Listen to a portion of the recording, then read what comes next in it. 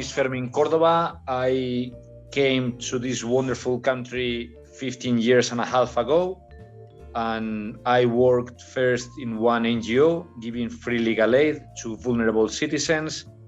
Then I worked at the OSCE for 10 years, and at the moment I'm working for the EU, although this interview is just based on my personal experience, so I don't represent my employer, and I'm just happy to share my candid views of what I have seen dealing directly with this relevant topic.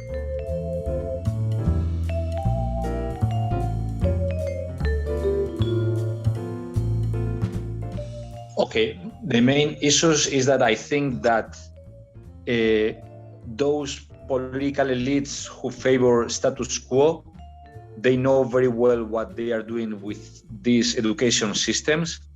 It's a system which seems to be, or one could conclude that is mainly focused on educating loyal members of one particular ethnic group rather than educating critical, independent thinkers.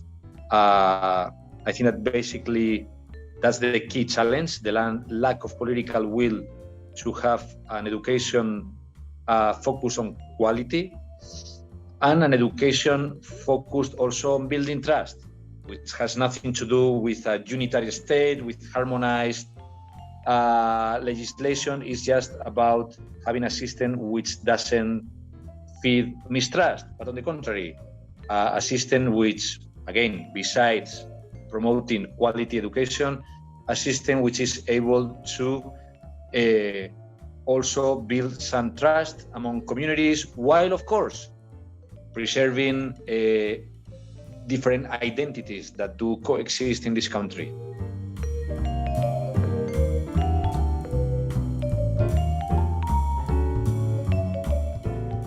I think that it boils down to two basic aspects. One is an education system which main aim is not to improve critical thinking, which is not to provide the students with the abilities which are needed in 21st century. Talking about, yes, ability to think differently, out of the box, to have variety of sources, to resolve problems, to have interpersonal skills, ability to work in a team, while the focus seems to be more on memorizing. And then the second aspect is that we see that through the analysis of different curricula here, one could conclude that also there are identity-related elements that they go far beyond the legitimate aim, which would be to preserve one's own identity, which is correct, also according to international standards. But one could also conclude that current education systems in Bosnia and Herzegovina, they go far beyond that, and they do, with the excuse of preserving one's own identity, the identity of the majority group, of course, what is being done is to build some mistrust, to send the message to the kids that, look, it's better to be separated. And of course, there are different manifestations of that. Probably the most visible example of that, which is discrimination, is the infamous example of case of two schools under one roof. Mm-hmm. But then there are others. If one has a look to school names, symbols, that's also sending a message. UNICEF was concluding a few years ago that education, rather than being used towards the aim of fulfilling the potential of each of us, of each individual, as well as instead of focusing education to promote understanding, tolerance, and friendship. I mean, these are not just nice words. These are, I'm quoting the Universal Declaration of Human Rights, which is also legally applicable statement, right? It's been used to do the opposite, to reinforce social divisions, intolerance, and inequality. And the OSCE, in particular for Bosnia and Herzegovina, also they concluded, and I believe that rightfully so, that education is a primary vehicle by which knowledge, including memories and legacies of conflict, cuts across generational boundaries. If not held in check, these memories and legacies can potentially foster recurring cycles of hatred.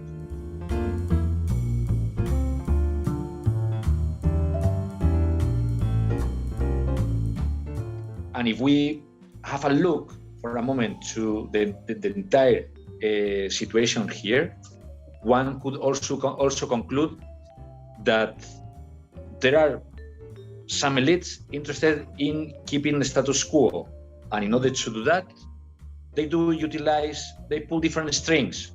It could be, one could say, access to public employment. It could be lack of independent judiciary. It could be also education. So I think everything is part of the same package.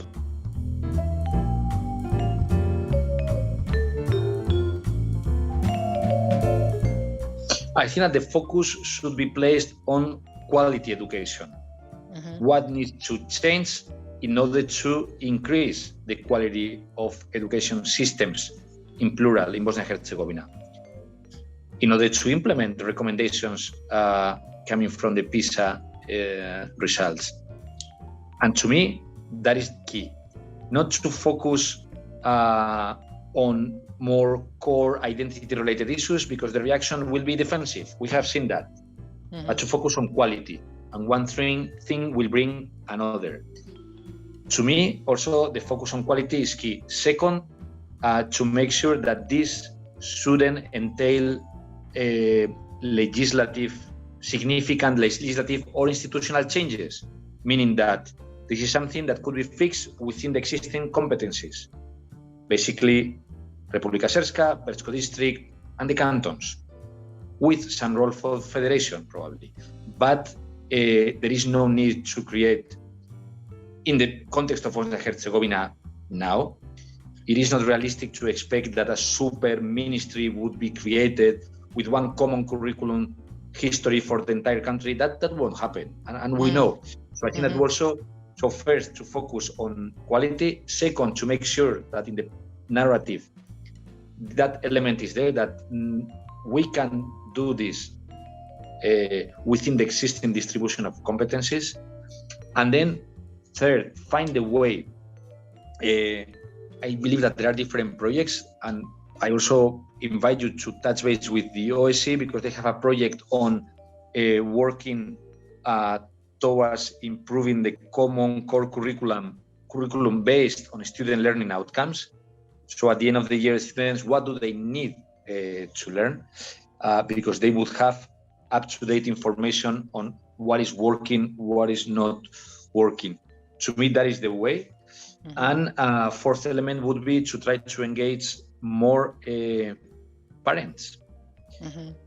Try to engage more parents, because I think there is an ongoing need to engage more citizens on all reforms, but in particular this one.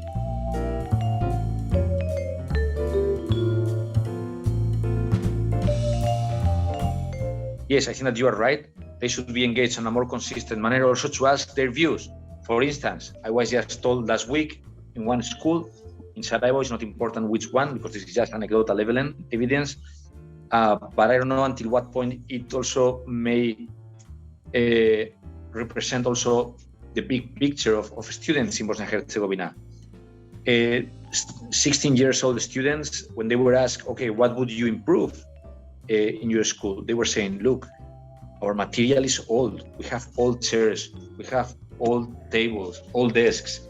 It was not a demand on content, because also students are also conditioned by their families, and that's something that, of course, it's there, and their mental construction of their own identity, not just ethnic, also sexual, also all types of identity, that's also conditioned by the families. But I think that by maybe organizing a more systemic round of consultation with students to ask them, okay, so what is missing? Probably we would learn that, okay, yes, school is in poor conditions, and it is also proof that if someone is studying, living in an environment in which, it's in poor conditions, that is not inviting students to learn and to really give the maximum that they have.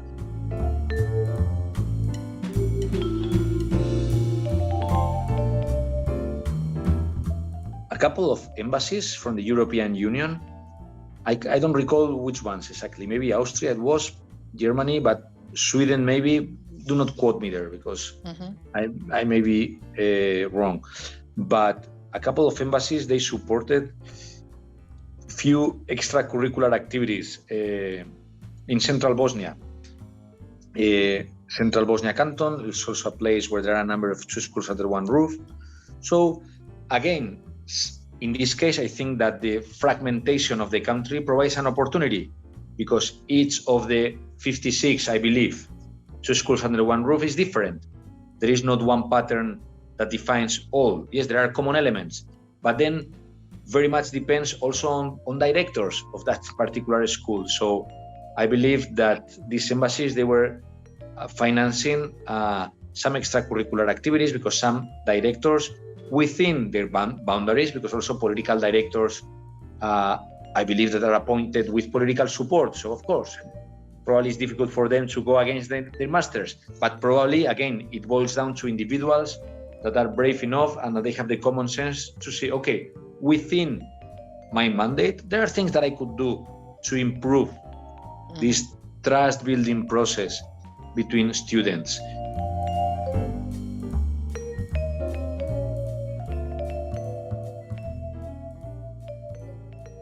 There are as many competencies as different teachers, so it's something very individual.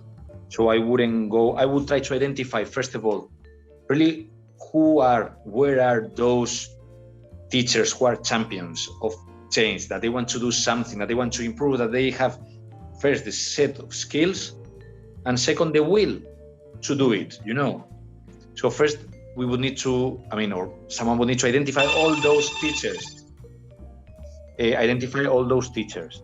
And then also ask them, rather than telling them, okay, this is what you should be doing, ask them, okay, so what do you need?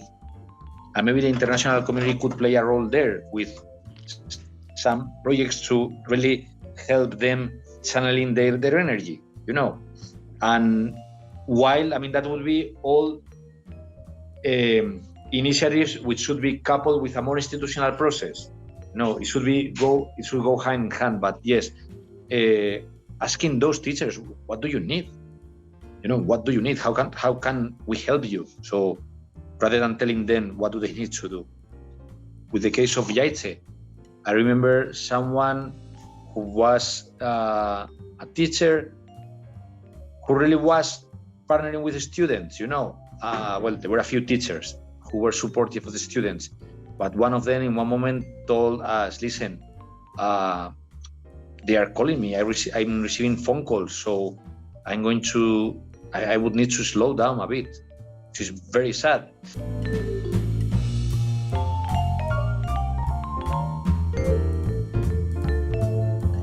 Well, if nothing is done, I think that the country will be in a much worse situation because it means that in 10, 15 years, there will be the next generation of leaders, if not leaders, the next generation of young leaders or young advisors to the leaders. So I cannot imagine a positive thing out of this, because mindsets would be educated in such a manner that the key message is very clear, is I have my own identity, and this identity has been built with the assumption that I don't mix with them, or that if we mix there are no bridges between us, but rather mistrust. So that cannot function. That cannot function, because then it is impossible to build a cohesive society. And I'm not talking about unitarian country. I'm not talking about super state ministry. I'm not talking about that. I'm just talking about interactions between normal people, that they are left to conclude that they need to be separated, that they cannot trust each other because they are condemned to fight every now and then. They are condemned not to be together, even if formally they could be part of the same state. And I think that is terrible. And I think that this can be done in a manner which, again, it also protects and ensures that the right to their own identity would be respected, and because it's okay.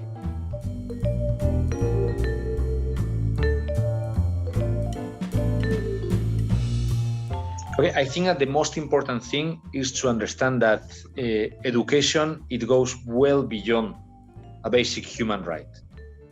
Because education, it's closely connected to reconciliation, to transitional justice.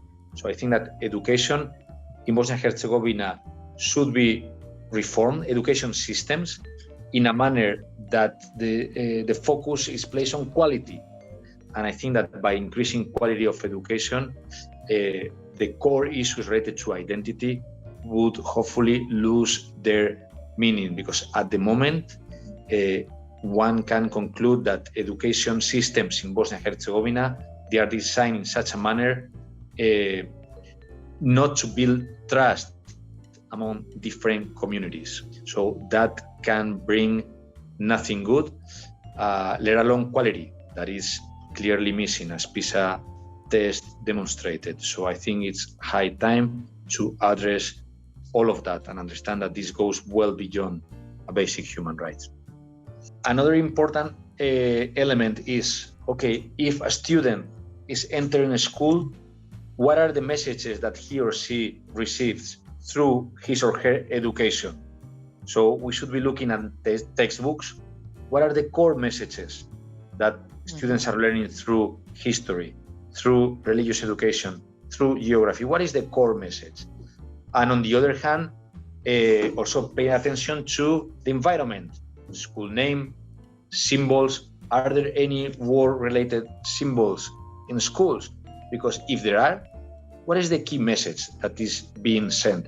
Are religious symbols displayed at the school? What is the core message that is being sent to the students? I think that is something that should be carefully analyzed, because one could conclude that the ultimate aim is to educate loyal members of one particular constituent group, rather than educating independent critical thinkers. So that's essential, and I think that external observers also should pay attention to that.